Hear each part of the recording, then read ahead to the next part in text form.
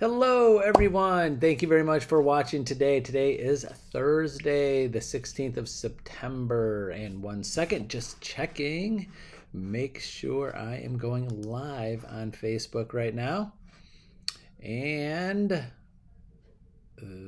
there I am. So thank you for that. So today, I know I got a couple things to say. So please don't stop watching this because we've talked about this topic a lot.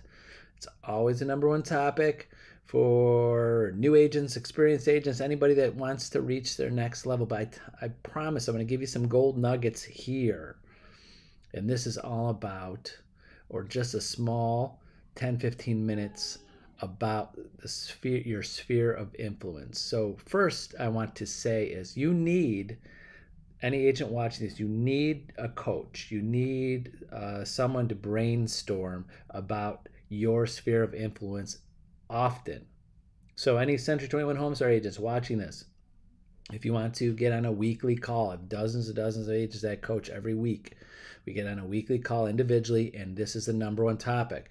We brainstorm how to maximize and grow their sphere of influence. So it's all individual, but here are some general ideas you got to think about with your sphere of influence. And that's why we, or we'll just say we as in real estate and coaches and brokers and teachers and experienced mentors of real estate say this is the key to growing your business, is your sphere of influence.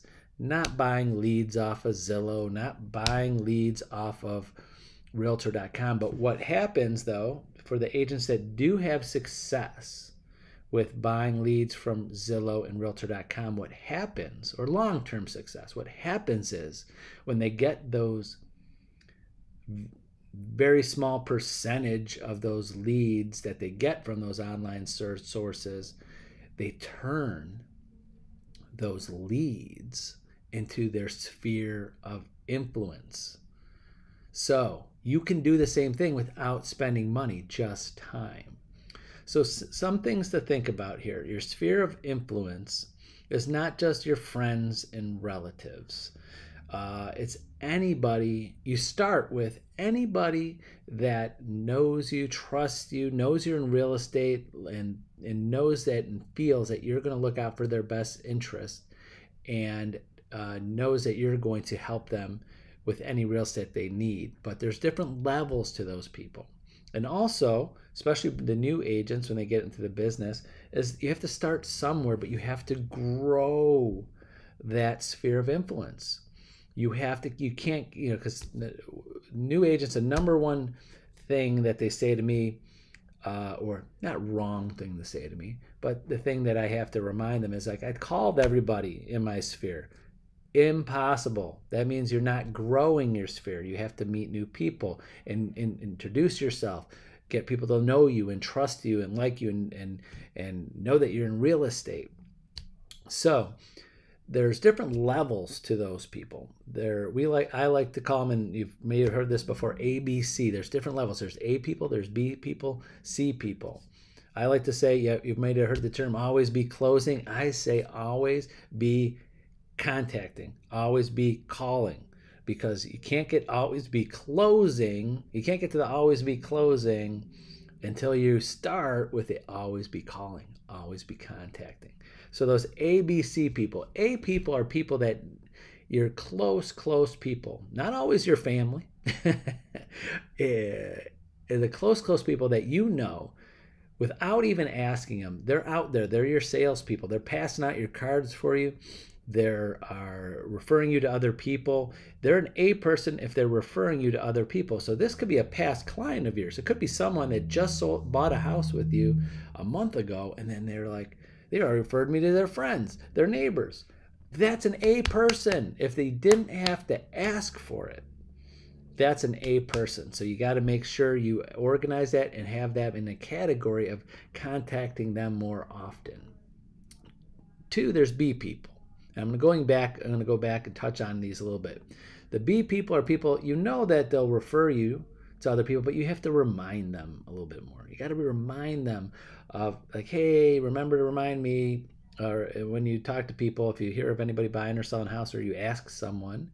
And then the C people are those are really, they're kind of cold. They know you, but they're not going to refer you. You've never gotten a referral from them. And again, could be your family, it could be your cousin Joe that you known your whole life, but Joe has never once referred you someone. Joe has never once done business with you yet, hopefully, or they forgot to use you. You have those family members 5 years ago, but they know you, and you're in your sphere because you don't have to build a new relationship or introduce yourself to them, if that makes sense. So going back to the ABCs, now the A people, you have to really figure out and organize how to contact them and the best way to contact them. And every time you contact them, those A's, you definitely have to ask for names of people to build your sphere of influence, to grow it. So if they are A people, they've already referred you to people, they're already passed out your cards, you're top of mind anytime they hear people in real estate, they will give you names. And I'll give you a little quick script to say. Is that, say this is, I'll use the term Joe again. Hey Joe, you've given me a lot of referrals over the last years. Thank you so much. I really do appreciate those referrals. But before I get off the phone with you today, can you give me two more names of people that are close to you, that you're close to you, that they trust you, and I would like to reach out to them just to introduce myself. I'm not selling them anything. I just want to be introduced to them, let them know that you referred me, and that they know they have someone in their corner that they can trust when they're ready to buy or sell. I just need two names, just two of those, and you just go on your phone. So those A people should be people that you're that comfortable with, because you know that they love you and trust you, and already tell people every time you call them, and you got to figure out how often, is to ask for names, to grow your sphere and grow those people. And it's easier when it's referred to by someone that they know and trust. It's like a tree growing, that we use the term grow. So you start with the trunk, you go into the big branches, then the smaller branches, and then to the leaves. That's the way growing your sphere of influence are people that know. And if someone refers you that they know and trust, it's easier door to open. And the same with the B's. You got to figure out how often to talk to them, but you have to remind them on how often you want to refer you, and you have to remind them more often sometimes, because they're not out there selling you all the time. They might run into someone and remember, but you got to remind them often too. And then also, you can turn them into A's. So A's are not just by accident. You could turn them into A's by just asking them, how, you love me, you trust me, we bought a house with me in the past, or you're a great friend of mine. I know you're definitely going to use me when you buy or sell a house in a couple years from now, but I would love you to be able to feel that comfortable to introduce me to other people. And remember, I'm here looking for only by referral only. I only work by referrals. So when people call me, they have to know that you referred them, or you told them to call me. I want you to be on top of mind for me and on top of mind for you. Again, I'm just throwing out some kind of scripts that you got to kind of make it your own. And I do a lot of that with our coaching, is that getting agents to figure out that script that flows out of their mouth and easy for them to say, and it seems as easy to say, and keep saying that to many different people. And then the C's, of course, these are people that know you. Again, you still have to reach out to them as often as each person is going to be different. This person is a text, this person is an email, this person is a instant message, this person's a call, or a stop at their house and visit them, or door knock. You have to figure out where everybody is. So you have to organize this in a contact management, in a calendar spreadsheet, somehow that's easy for you to use. And again, that's a whole nother class. So today I want to give you some ideas of things that you can do, things you have to organize. So there's 5 things that just things you should think about that you can be doing with your sphere of influence. Is one, you should have quarterly mailers. Mail something to them, because if you have 100 or 200 or 300 core people in your sphere of influence and you're contacting them often, you're going to get enough business to keep you very, very busy. 2, a quarterly call, just or a holiday call, or every 3 months call them. Doesn't have to be everybody on the beginning of the year, everybody on April 1st. You just every 3 months should be calling them, texting them, trying to connect with them and have a conversation with them. Next is monthly emails. Try to get their emails, and just another quick thing you could say to them: hey, I like to give people market updates of what's happening in the market and see what your biggest, probably one of your biggest investments you have is your house, and just want to let you know what's going on in the market and things happening. Do you mind if I get your email address and keep you updated of my monthly emails? A way, you got to figure out something that's easy for you to say that will spark their interest with valuable information to get their email address. And then 4, weekly posts.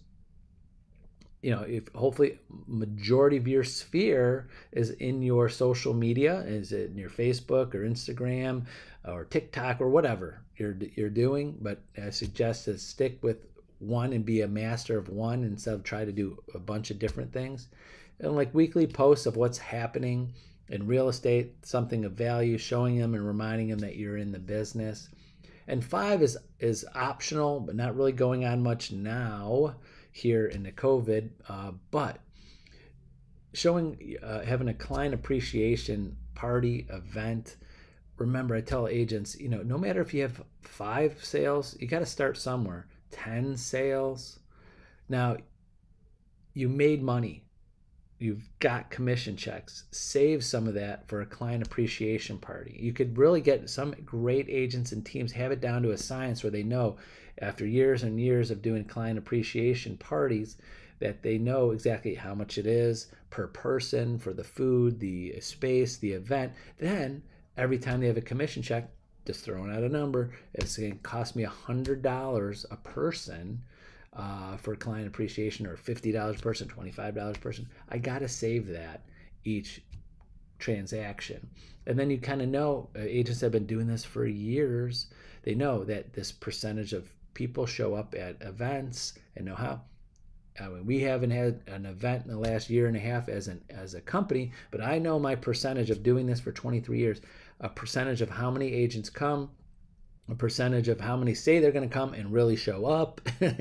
Same with clients. You get to that point, and when you do that, then you could budget your money. And client appreciation events are great ways to keep in touch with your past clients too, because you made some money on them. Example, if you know it costs $25 a person for have something catered, or $50 a person, when you have a sale, you're like, hey, for the next 5 years, I want to invite these people. I'm going to save this amount of money, $250 out of my pay or out of my commission, to know that for the next 5 years, I'll have the funds set aside for this client for my client appreciation party.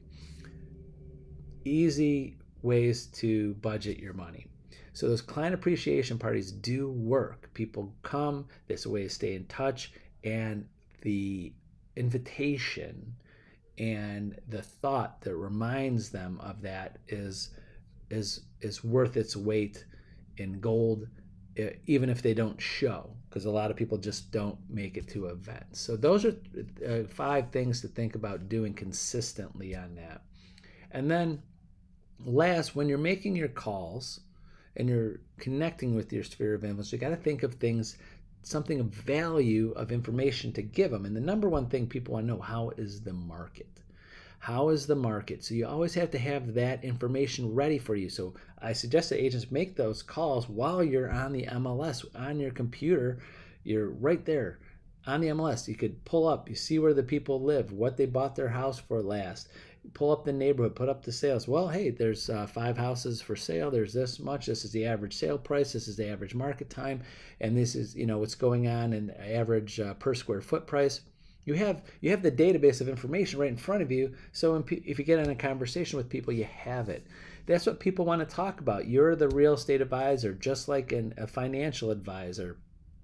They want to know if they're going to get in a conversation with you about what's happening to their investment, their real estate investment. So make sure you're ready to talk about that when you're doing your sphere of influence calls and connections with people. So that's another tip there. But again, remember, ABC, always be contacting, always be calling, and those ABCs of those groups of your sphere of influence, because I tell every agent this, several agents this every day. It works. It all starts with your sphere. Don't get burnt out of your sphere. You just have to figure out new ways to talk to them, call them, connect with them, organize it, grow it. It works. Every single successful agent or team has a sphere of influence. And it's not just their friends and family, past clients that they turned into A, B's, and C's, and people that they networked with, referrals that haven't bought or sold from them yet, but they know that they're in that mix. So it's any sales, but it's even better with real estate because every single person you talk to is a potential customer someday. You're selling a product that almost everybody, or 99% of people will live, buy, sell, or rent a house someday.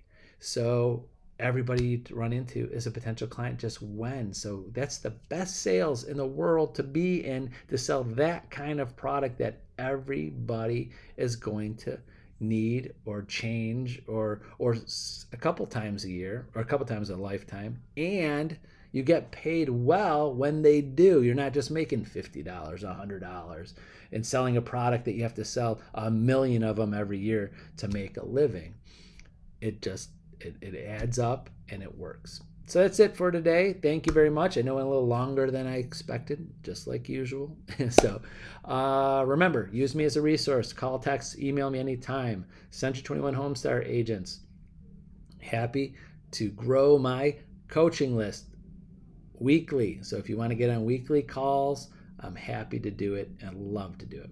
Have a great day, great Thursday. We'll see you tomorrow on Friday. Bye-bye.